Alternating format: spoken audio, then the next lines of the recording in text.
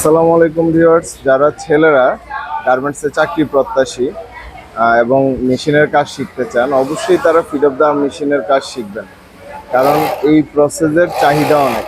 জসিম ভাই কেমন আছেন? ভালো স্যার। আপনার কত বছর এখানে? স্যার 8 বছর। 8 বছর? জি যাক, কত বছর থাকবেন ইনশাল্লাহ?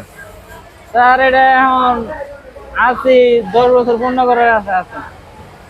মানে আশা করতেছেন 10 বছর? জি আমরা চাই আপনি রিটায়ারমেন্ট নিয়ে তারপরে যাবেন। জি 30 বছর?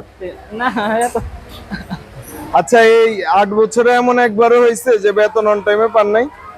না, এরকম হয় না, পাইছি, বেতন পাইছি। এরকম হয় নাই না? না। আচ্ছা, একটা কাজ দেন, আপনার কাজটা একটু আমরা শিখি।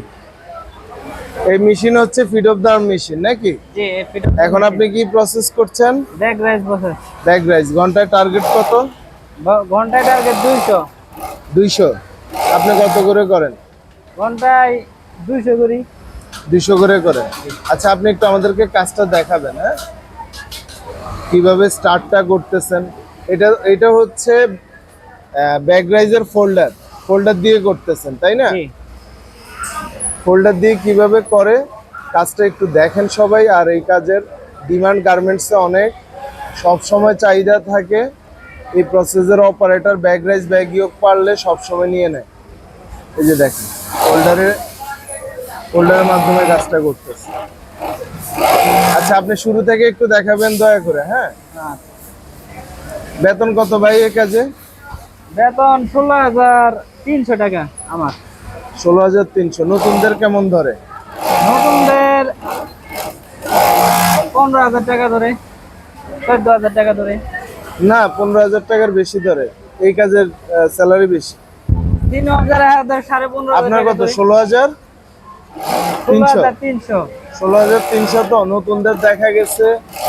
হ্যাঁ, যারা এই কাজে এক্সপার্ট তাদের দেখা গেছে 15,700-800 টাকা ধরে। হ্যাঁ, 15,700-800 টাকা ধরে। আবার কাজে বেশি স্কিলড হইলে তখন নেগোশিয়েট করা যাবে। আচ্ছা, আপনি একটু স্টার্টিং থেকে আমাদেরকে দেখাবেন কিভাবে ফোল্ডারে ঢুকাইছেন, না? প্রথমে বডিটা বান্ডেলে কাট খুলতে হয়, খুললে পরে বডিটা এইভাবে কোন পার্টটা নিচের পার্টে দিছেন? এই যে এটা দিছেন, যে এটা নিচের পাটে, নিচের পার্ট, আর আর এটা এটা উপরের part। উপরের পার্ট।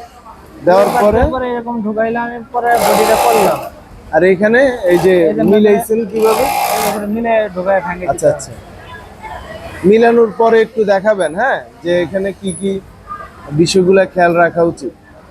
প্রথমে শেপের জায়গাটা খাওয়াইতে হয়, পরে আমকে প্রথমে, পরে আমি বডিটা ফোল্ডারে ভাঙিয়ে দিতে হয়। ওকে, এখানে কি কি অল্টার হইতে পারে? স্কিপ করতে পারে, সুতা কাটতে পারে।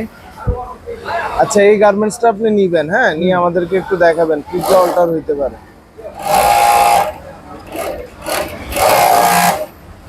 পয়েন্টে স্কিপ করতে পারে। স্কিপ মানে হচ্ছে সেলাই পরে নাই, সেলাই তারপরে পরে নাই, অথবা ফাইটে যেতে পারে, ব্রোকেন স্টিচ হইতে পারে। হ্যাঁ, আর তারপরে সুতা কাটতে পারে, রয়েস বাড়াইতে পারে, বাইর হইতে পারে। তারপরে সুতা কাটতে যেতে পারে। সুতা কাটা যাইতে পারে। তবে রয়েস বাইরের সমস্যাটা বেশি হয়, জি, ঠিক না? ওয়াশে ফেটে যাওয়া অনেক সময়। পরে ফাটা যেতে পারে। আচ্ছা, আপনি তো 8 বছর ধরে কাজ করছেন, এমনকি একবারও হয়েছে বেতন অন টাইমে পান নাই? না, এরকম হয় নাই, সবসময় বেতন অন টাইমে পাইছি। সবসময় 7 তারিখে বেতন পেয়ে গেছে। আপনার ওয়াইফ কি করে? আমার চাকরি ওয়াইফ করে? চাকরি করতো 7 তালা, পরে বাড়িতে চলে গেছে। বাচ্চা হওয়ার কারণে পরে বাড়িতে গেছে। ম্যাটারনিটি ছুটিতে গেছে না এমনি চলে গেছে? এমনি চলে গেছে, চাকরি বাকরি করাইতাম না, পরে পড়াবেন না এই জন্য? এই জন্য গেছে। ও মানে বাচ্চা হওয়ার আগে গেছে না পরে গেছে? বাচ্চা হওয়ার আগেই গেছে গা। আগেই চলে গেছে।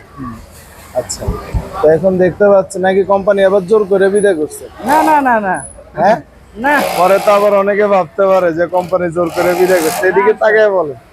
না না, কোম্পানি, আমি চাকরি বাকরি করাই না, এই জন্য চাকরি চালিত হয়েছে। যাক, এটা আমাদের এখানে ম্যাটারনিটি বেনিফিট আছে।